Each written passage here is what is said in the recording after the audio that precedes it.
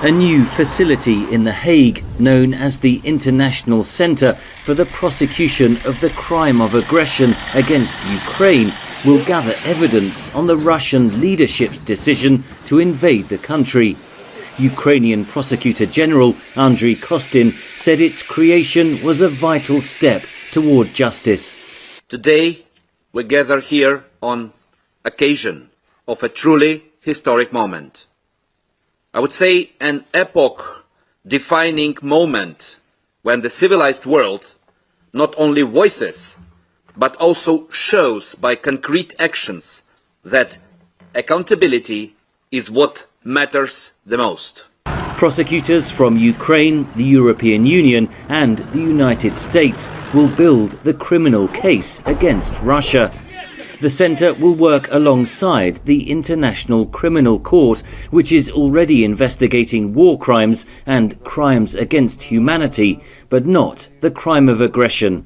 That issue, aggression, the decision to wage an illegal war, is outside the jurisdiction of the International Criminal Court. The crime of aggression is traced back to the Nuremberg trials at the end of World War II and the prosecution of Nazi leaders. It was then called crimes against peace. No court currently exists with the jurisdiction to hear such a case, but it's vital that those who launched the invasion of Ukraine, including Russian President Vladimir Putin, are prosecuted for the crime of aggression, says Sands.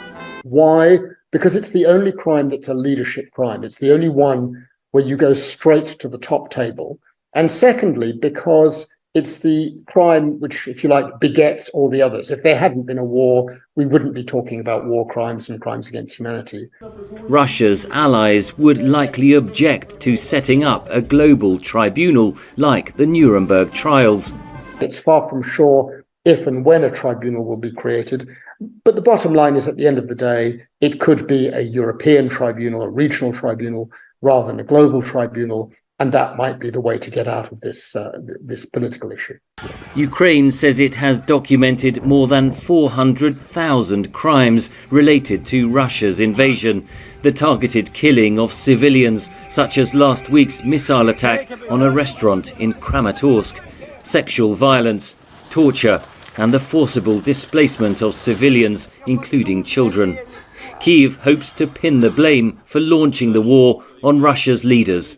Moscow denies committing war crimes, crimes against humanity and the crime of aggression.